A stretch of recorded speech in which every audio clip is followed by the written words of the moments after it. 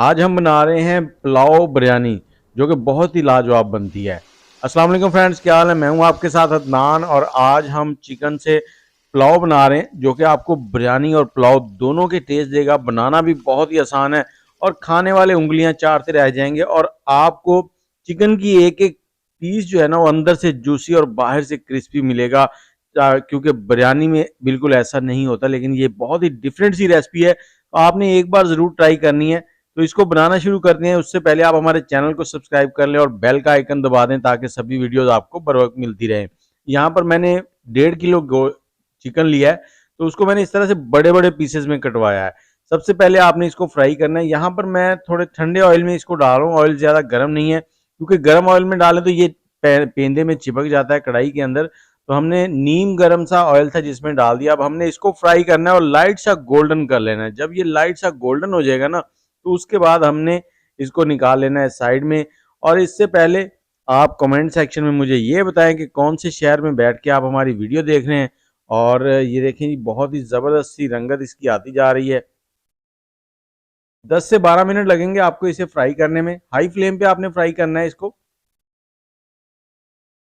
और जैसे ही इसकी रंगत कुछ इस तरह से हो जाएगी, लाइट गोल्डन सी हो जाएगी, तो आपने इसको निकाल लेना। और ये देखिए, बिल्कुल इस वक्त ये टेंडर हो चुका है, लेकिन थोड़ा सा हार्ड लग रहा होगा आपको। लेकिन जब हम इसको चावलों के अंदर इस्तेमाल करेंगे तो इतना जूसी जूसी सा हो जाएगा कि आप हैरान रह जाएंगे। तो यहाँ पर हमने पतीला लिया है, इसमें हमने 200 ग्राम घी लेना है। ऑयल ले लें, घी ले लें। और इसके अंदर 2 मीडियम साइज के प्याज ले लिए हमने, उनको हमने चॉप कर लिया है। इनको हमने लाइट गोल्डन कर लेना, या गहरे ब्राउन भी कर सकते हैं आप। जिस तरह के आपने चावलों की रंगत रखनी है, उस हिसाब से आप इसको सेट कर सकते हैं। जैसे ही ये लाइट से गोल्डन हो जाएंगे, तो यहाँ पे हमने 2 टेबलस्पून लहसुन और अदरक का पेस्ट डालना है। और उसको हमने थोड़ी देर के लिए यहाँ पे फ्राई कर लेना, ताकि उसका कच्चापन जो है वो खत्म हो जाए। और आप कौन से शहर में बैठ के हमारी वीडियो देख रहे हैं, ये भी ज़रूर बताएं। और इसके साथ ही जहाँ पे जो मसाले जाएंगे इसमें, वो बताता हूँ आपको। 1 टेबलस्पून धनिया, बादन के 2 फूल हैं, थोड़ी सी दालचीनी है, 10 से 12 लौंग है, 3 बड़ी इलायची, 4 छोटी इलायची, 1 टेबलस्पून जीरा भुना हुआ, और 1 टीस्पून काली मिर्च, 2 से 3 तेज पत्ता। ये खड़े मसाले जाएंगे, यही मसाले हैं इसके। और बाकी थोड़ा सा नमक जाएगा। इसमें हमने थोड़ा सा पानी डाल दिया, इसकी भुनाई कर लेंगे, ताकि ऑयल के अंदर इसका बिल्कुल फ्लेवर जो है ना मसालों के, वो निकल के आए। और इसके साथ ही हमने यहाँ पर लेना है टमाटर और सब्ज मिर्चें। मेरे पास 4 टमाटर थे मीडियम साइज के, और 10 से 12 सब्ज मिर्चें थी, उनको इस तरह से डाल दिया है। और हस्बे जायका नमक डाल रहा हूँ। यहाँ पर 1 किलो हमारे पास चावल है, तो मैंने 2 टेबलस्पून नमक डाला है। आप अपने हस्बे जायका कम ज़्यादा कर सकते हैं।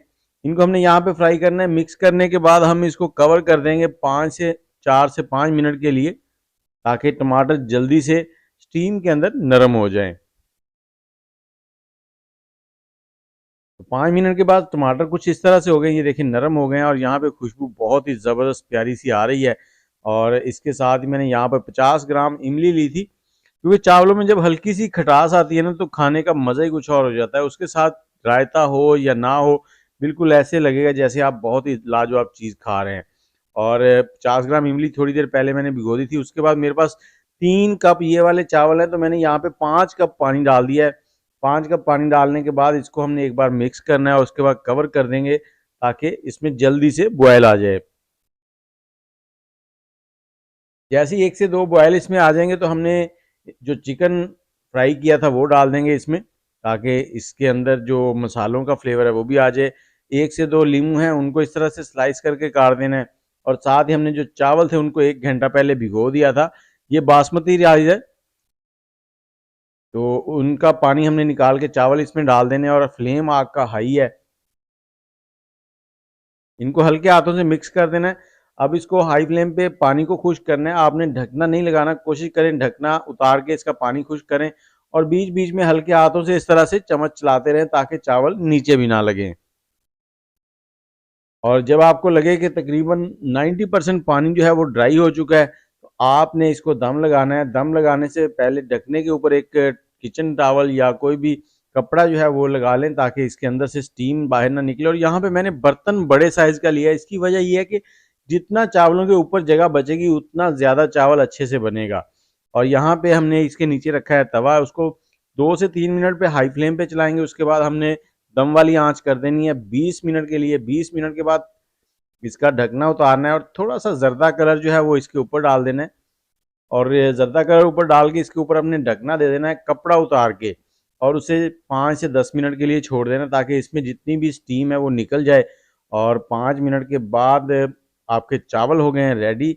यहाँ पे मैंने जल्दी ढकना उतार लिया था, तो भूख लगी हुई थी काफ़ी ज़्यादा, लेकिन आप जितना टाइम इसको ज़्यादा देंगे उतने ही ज़बरदस्त चावल आपके खिले खिले निकलेंगे।